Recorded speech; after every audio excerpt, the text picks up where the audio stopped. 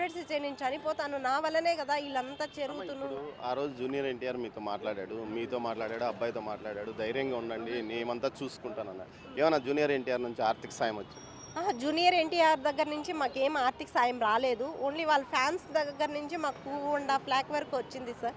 వాళ్ళు ఇచ్చారు 2.5 లాక్ వరకు ఎన్టీఆర్ ఫ్యాన్స్ ద్వారా. ఈ ప్రభుత్వం ఏమన్నా సాయం చేసింది? ప్రభుత్వం సీఎంఆర్ఎఫ్ నుంచి మాకు 11 లాక్స్ ఇచ్చారు సార్. మళ్ళీ టీటీడీ వాళ్ళు కానీ 40 లాక్స్ ఇచ్చారు సార్. బట్ ఆ అబ్బాయి కండిషన్ హై నుంచి హై అయిపోయి లో అయిందనమాట. ఇప్పుడు బాగుంది. హార్ట్, లంగ్స్ అవంతా ఇన్ఫెక్షన్ వచ్చినాయి ఈ కీమో చేయడం వల్ల. అందుకని ఇప్పుడు బాగున్నాడు అని చెప్పేసి డిశ్చార్జ్ తీసుకొని వెళ్ళండి అని చెప్తేనే ఇప్పుడు మీరు 20 లాక్స్ కట్టండి మేము డిశ్చార్జ్ ఇస్తాము అని చెప్తున్నారు సార్. ఆ రోజు మీకు సాయం చేస్తానని మాట ఇచ్చాడు. ఏమన్నా మరి మీరు ఏమన్నా మరోసారి అడిగారా మాకు ఇలా సాయం చేయండి, ఇంత ఫీజు కట్టాల్సి వస్తుంది అని? అంటే నా దగ్గర మాకు కృష్ణ యాదవ్ అనే సారు మాకు వీడియో కాల్లో చేపించారు సార్. నేను అడిగాను, సార్ ఏదైనా హెల్ప్ చేయండి సార్ అంటే మీ గవర్నమెంట్ దగ్గరికి వెళ్ళండి అని చెప్పారు సార్. మళ్ళీ ఎన్టీఆర్ అకౌంటెంట్ అని నా దగ్గర ఒక నెంబర్ ఉంది. ఆ నెంబర్కి కాల్ చేస్తే మీరు ఇన్వాల్వ్ అవ్వద్దండి అని మాకు చెప్పారు. టీటీడీ ఇచ్చినారు కదా అని చెప్పారు సార్. అంతే సార్, ఇంకేం చెప్పండి. మీరు ఏమన్నా మెయిల్ కానీ ఏదైనా పెట్టారమ్మా? లేదు సార్, నా దగ్గర ఏం నెంబర్లు లేవు సార్. ఎన్టీఆర్ సంబంధించి ఏం లేవు. ఈ కృష్ణ యాదవ్ అనే సార్దే ఒక నెంబరే ఉండింది. నేను చాలా టైమ్స్ అడిగాను, సార్ ఏదైనా హెల్ప్ చేయండి అంటే లేదు లేదు లేదు అని చెప్పేసారు. కృష్ణ యాదవ్ ఆయన ఏం చెప్పారు, మీరు గవర్నమెంట్ దగ్గరికి వెళ్ళండి అని చెప్పారు సార్. గవర్నమెంట్ దగ్గరికి వెళ్ళాలంటే ఆ రోజు మీకు హామీ ఇచ్చిండే జూనియర్ ఎన్టీఆర్. గవర్నమెంట్ 11 లక్షలు ఇచ్చింది, టీటీడీ ఒక 40 లక్షలు ఇచ్చింది.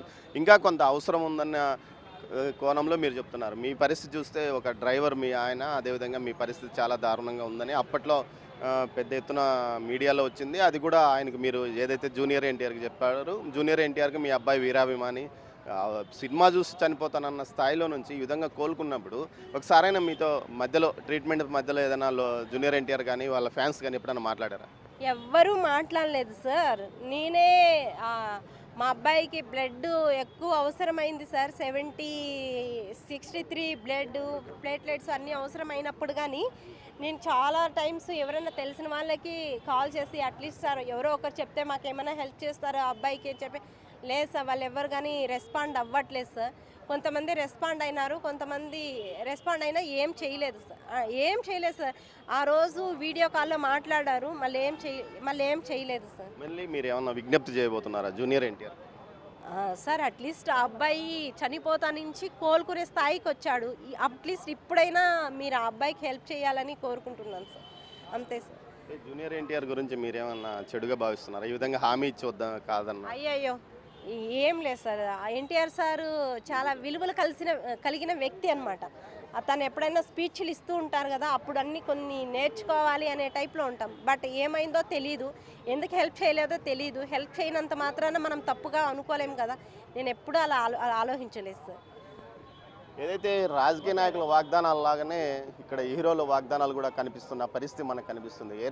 సెప్టెంబర్ నెలలో ఏదైతే కౌశిక్ పరిస్థితి దారుణంగా ఉన్నప్పుడు వీడియో కాల్లో మాట్లాడారు, పెద్ద ఎత్తున హడావిడి చేసుకున్నారు. మీడియాలో ఓ అంటూ ఒక ప్రకంపనలు సృష్టించినట్లు జూనియర్ ఎన్టీఆర్ ఇంకా అంతా చేసేస్తున్నాడు అంటూ కూడా వార్తలు కూడా వచ్చిన నేపథ్యము. బెంగళూరులో ఉన్న ఆ అబ్బాయి దగ్గరికి స్థానికంగా ఉన్న ఏదైతే కృష్ణ యాదవ్ అనే జూనియర్ ఎన్టీఆర్ అభిమాన సంఘం అధ్యక్షుడు, జాతీయ స్థాయిలోనో రాష్ట్ర స్థాయిలో తెలియదు కానీ నేను జూనియర్ ఎన్టీఆర్ అభిమాన సంఘం అధ్యక్షుడు అని చెప్పుకుంటున్నాడు. ఆయన ఎక్కడ వెళ్ళి వీడియో కాల్తో ఈ కుటుంబ సభ్యులతో ఏదైతే శ్రీనివాసులు, సరస్వతి వాళ్ళ కుమారుడైన ఏదైతే కౌశిక్తో మాట్లాడిచ్చారు, ఆ సందర్భంగా కౌశిక్ను జూనియర్ ఎన్టీఆర్ ఓదార్చారు. దీంతోపాటు ఖచ్చితంగా నేను మీకు సాయం చేస్తానంటాడు. అయితే ప్రభుత్వం ఏదైతే సీఎం రిలీఫ్ ఫండ్ కింద సీఎం చంద్రబాబు నాయుడు వెంటనే ఇమ్మీడియట్లీగా 11 లక్షల రూపాయలు వీరి యొక్క వైద్య సౌకర్యం నిమిత్తం రిలీజ్ చేశాడు. అదేవిధంగా టీటీడీలో కాంట్రాక్ట్ ఎంప్లాయీగా పనిచేస్తున్నప్పటికీ టీటీడీ కూడా 40 లక్షల రూపాయలు ఆ అబ్బాయి యొక్క చికిత్సకు సహాయం అందించింది. అయితే ఇంకా మరో 20 లక్షల రూపాయల వరకు ఆర్థిక సాయం అవసరము.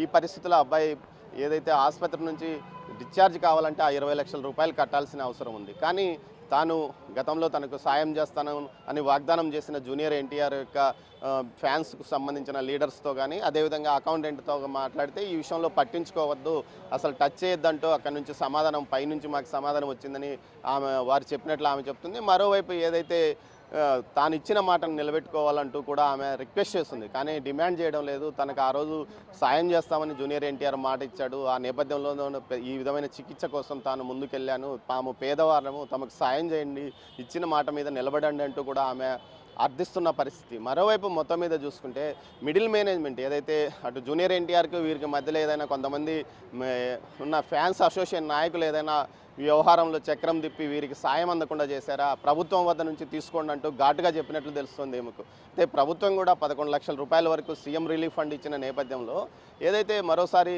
సీఎం రిలీఫ్ ఫండ్కి అప్లై చేసుకునే అవకాశం ఉంది. కానీ సీఎం రిలీఫ్ ఫండ్ ఏదైతే పూర్తి స్థాయిలో అటు బిల్లులు పెట్టిన తర్వాత ఆ డబ్బులు వచ్చే అవకాశం ఉంది. కానీ ఆ రోజు తన అభిమాని కోసం అభిమానులతోనే నేను అభిమానులు క్షేమంగా ఇంటికి వెళ్ళండి అంటూ కార్యక్రమాల్లో చెప్పుకుంటూ వస్తాడు. చాలా విధంగా ఏదైనా బహిరంగ సభల్లో కానీ మీటింగుల్లో కానీ ఆవేశపూరితంగా సందేశాత్మకపూరితంగా సందేశాలు ఇస్తూ ఉంటాడు జూనియర్ ఎన్టీఆర్. కానీ తాను ఇచ్చిన ఈ చిన్న సాయం అంటే 20 లక్షల రూపాయలు మిగతా వారికి పెద్దదే కావచ్చు, కానీ జూనియర్ ఎన్టీఆర్ లాంటి స్టార్కు అదే పెద్ద లెక్కలేకి రాకపోవచ్చు.